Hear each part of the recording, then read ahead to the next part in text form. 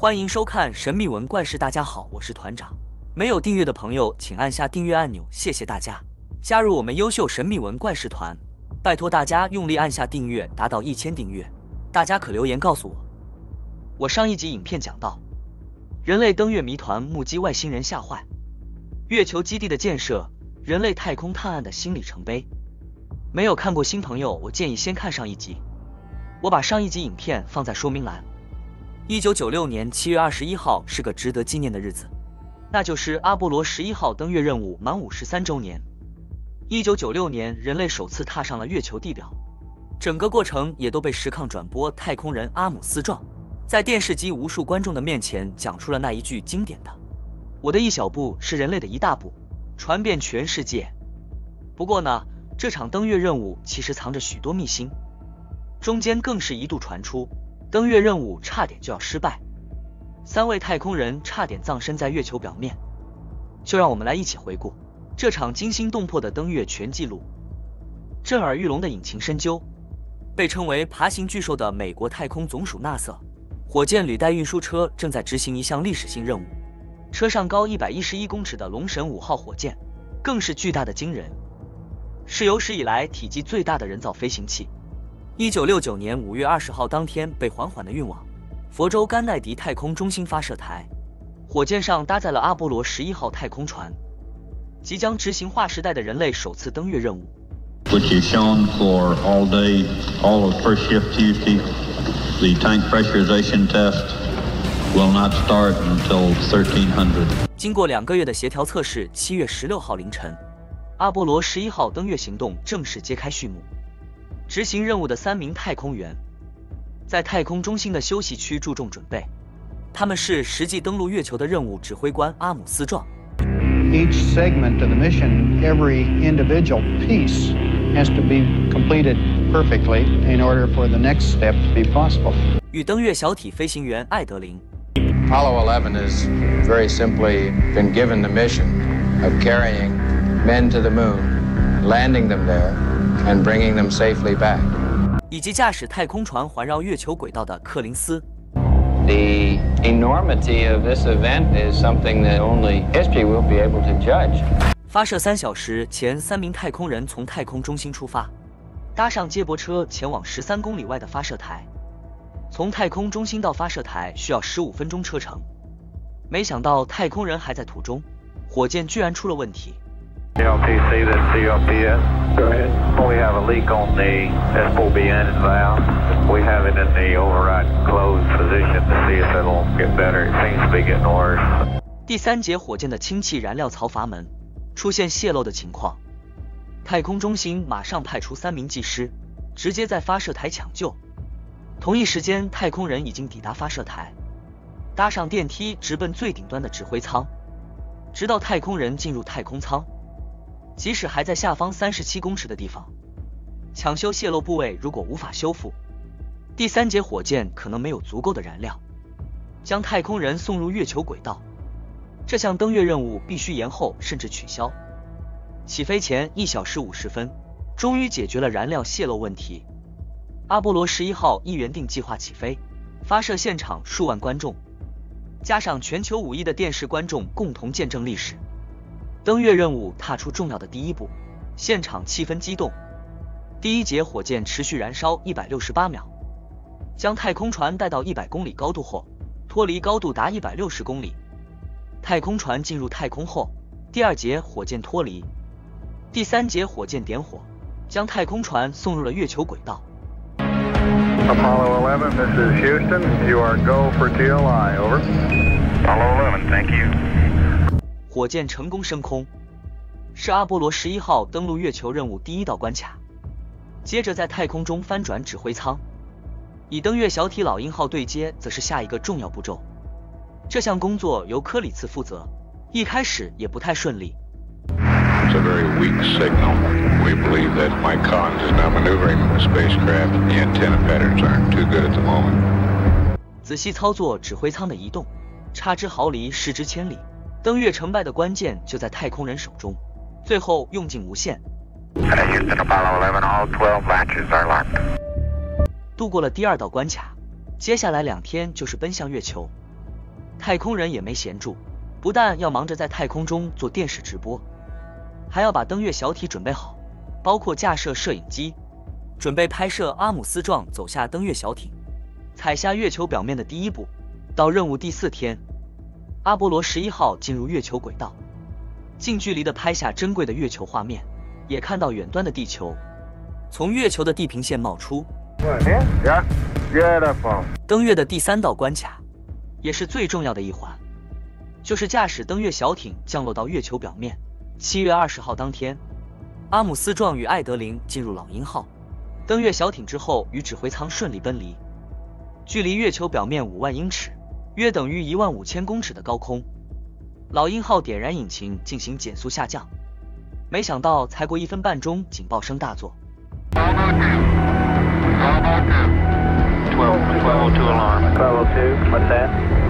这正是登月任务最关键的时刻，丝毫差错都可能让登月小艇坠毁。太空人将葬身在月球表面。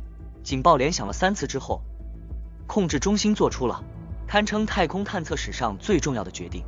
Flight controllers, go to Retro. Go. Fido, go. Telcom, go. GNC, go. Ecom, go. Surgeon, go. Capcom, we're go for landing. 当时的燃料只能够再使用1分钟。老一号因导航电脑程式失误，错过原定的降落区域，飞到了布满坑洞与岩石的月球表面。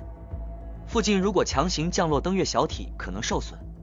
最后在燃料只剩下35秒的千钧一发之际，阿姆斯壮终于在月球的宁静海地区安全降落。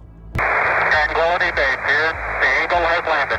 Roger, Tranquility. We copy you on the ground. You got a bunch of guys about to turn blue. We're breathing again. Thanks a lot. The auto targeting was taking us right into a football field-sized crater, and it required us flying manually over the rock field. 顺利降落后，接下来就是踏上月球表面，首先登场的是阿姆斯壮和艾德林调整装备在登月小艇外侧的摄影机，拍下世人最常见的登月画面，自己则用另一部摄影机透过窗户拍下另一个角度的阿姆斯壮这登月实况。That's one small step for man. 完成史上第1登月壮举。阿姆斯壮在月球表面采集土壤样本，20分钟后，艾德林离开登月小艇，成为第2位踏上月球表面的人。2人在月球表面行走了2个半小时，进行各项科学实验，并将一面美国国旗插在月球表面，同时拍下了大量的影片还有照片，包括这张经典的艾德林太空人照片，还有登月小艇起落架上的纪念牌。Read the plaque that's on the front landing gear of this LEM. Dear men from the planet Earth, first set foot upon the moon, July 1969. EP. We came in peace for all mankind. 任务的第6天，在月球表面停留了21个小时又36分钟后，阿姆斯壮点燃登月小体上半部，引擎脱离下半部起飞升空，按在轨道上的指挥舱会和成功对接。2名太空人一入指挥舱后，就将登月小艇抛弃，然后掉头返回地球。经过2天的航程，在任务的第8天，指挥舱准备进入大气层，这时候回收船已经在太平洋的中部海域等待。不过登月任务的最后一道，也是最危险的关卡，正在等待3位太空人。 Lined up right down the middle of the entry corridor. We're 1 minute and 45 seconds from entry. Blackout will begin 18 seconds after entry. 除了高空电力层使得通讯中断，指挥舱进入大气层时得有特定角度才能，避免与空气急速摩擦。1650度的超高温会把太空船烧毁。阿波罗11号在7月24号重返大气层，也遭遇了相同情况，控制中心无法联络太空人。太空船重返的角度是否正确，船体是否能承受高温，各种问题一时无法解答，让控制中心焦虑不已。Apollo 11 Houston to arrive for.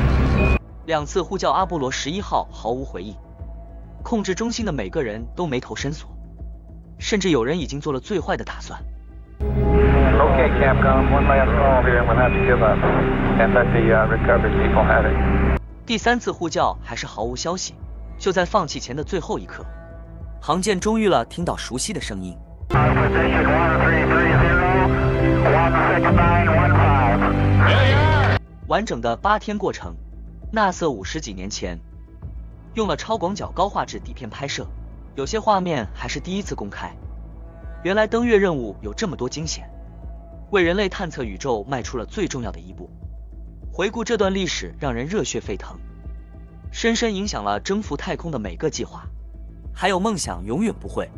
在阿波罗计划之后，人类就没有再登上月球，让不少人好奇，为什么不继续送太空人到月亮上呢？关于登月，在最近几年传出了各种的阴谋论，许多人深信根本没有登月这回事，整个过程都是在摄影棚中搭几拍出来的。现在相隔快半世纪，前阵子美国终于公布，准备重新启动载人登月的计划，最快明年就有机会再送人类登月。事实上，最近几年，各国都把触角伸向了外太空，月亮也成为了争抢目标。中国大陆在太空科技领域的发展非常快速，甚至成为了世界上第一个成功让探测器在月球背面登陆的国家，让原本是大幅领先的美国倍感压力。NASA 的属者更是警告，中国大陆可能会侵占月球领土。除此之外，还有哪些的登月进行式呢？一起来看。距离最后一次登月已经过了50年。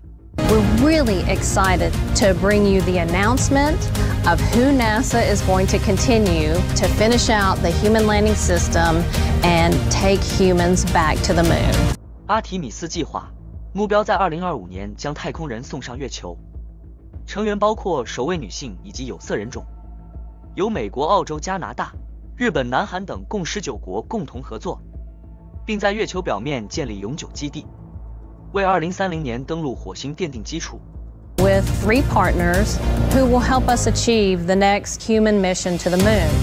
Because we know that this first step to the moon will then lead us to go to Mars. 2, 1, mission. 阿提米斯计划最快可能在8月29号展开第一次无人试飞，到时候将会在太空停留4到6个星期后返回地球。任务成功后将进行下一步，将人类送往月球，同时也宣告阿提米斯时代正式开启。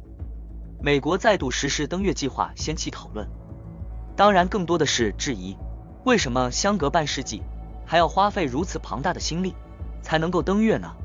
难道53年后的技术还没有阿波罗11号时厉害？又或者是曾经的登月是一场骗局呢？Claimed that while the technology existed to get astronauts to the moon, getting them back was not yet possible. He stated, as late as 1967, 3 astronauts died in a horrendous fire on the launch pad. But as of 1969, we could suddenly perform manned flight upon manned flight with complete success? It's just against all statistical odds. 近年来，关于阿波罗登月计划传出许多阴谋论，不少人认为所谓的登月根本就是一场骗局。一切都只是在摄影棚拍出来的。There's the well-peddled conspiracy theory that the moon landings never happened in the first place, and NASA just can't be bothered to fake elaborate lunar missions anymore. 而美国之所以要制造假登月，是为了在冷战时期的太空竞赛中获得巨大成功，压制苏联企业。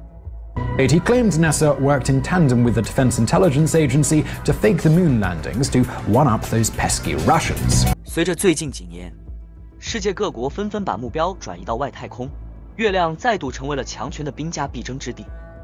美国太空总署署长尼尔森最近在接受访问时，就表达了对中国大陆太空计划的担忧，认为中国可能登月，并宣布月球是中国的领土。The Chinese space program is also a military space program. They are very aggressive and they are very good. 美国人对中国的太空发展担忧不是没有来由，因为中国自主研发的嫦娥4号月球探测器2018年底顺利发射后，在2019年1月3号成功登陆月球背面，成为第一个探测器在背面登陆的国家。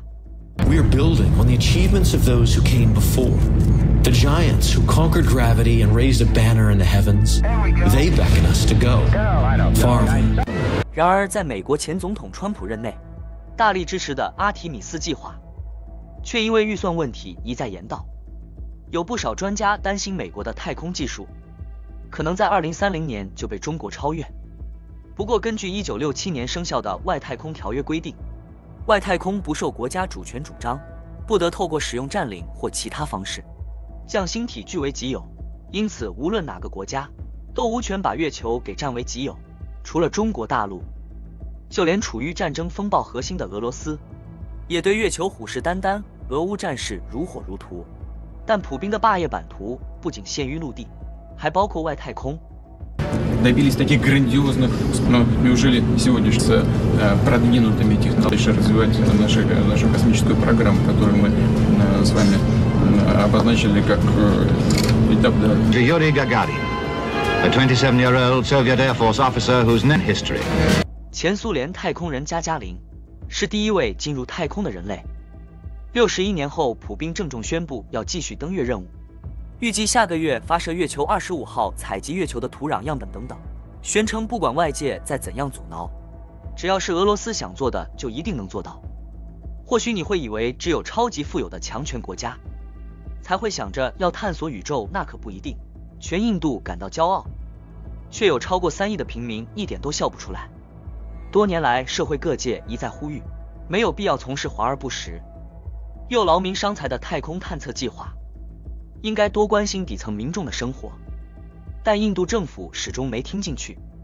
如果拿欧美国家年度太空预算来做比较， NASA 年度预算高达180亿美元，欧洲太空总人数也有70亿美元，中俄则各为30亿，印度则是只有17亿，连 NASA 的零头都不到。虽然 CP 值很高，却只能打造简单的火箭。从个别探测计划来看，捉襟见肘的情况就更一目了然。5, 4, 3, 2, 1. We have ignition. 火箭上搭载的月船2号太空船将执行印度首次无人侦测器登月任务，发射3分钟后顺利进入太空轨道。第6分钟，月船2号成功从火箭脱离，进入地球绕行轨道。印度太空中心的工作人员兴奋地相互拥抱。To announce that PSLV Mark III vehicle successfully injected Chandrayaan-2 in the defined orbit. 但不解的是，50年前阿姆斯壮登陆月球，也不过花4天就抵达，印度登月计划却得整整花上43天，等同多10倍的时间，到底为什么呢？原来阿波罗火箭长达110公尺，重量达3039公吨，但印度的火箭只有43公尺，约为阿波罗的1/3，重量也只有700公吨，不到1/4能搭载的燃料有限，不可能像阿波罗太空船发射升空后，直接把登月小 T 送到月球。Chandrayaan-2, a technologically challenging mission, requires multifaceted developments of various new systems. 为了节省燃料，树立超强的印度人，于是想出了让月船2号在地球上空轨道拼命绕圈圈，利用地球自转产生的强大离心力，带动太空船达到足够的推进力，飞向月球轨道。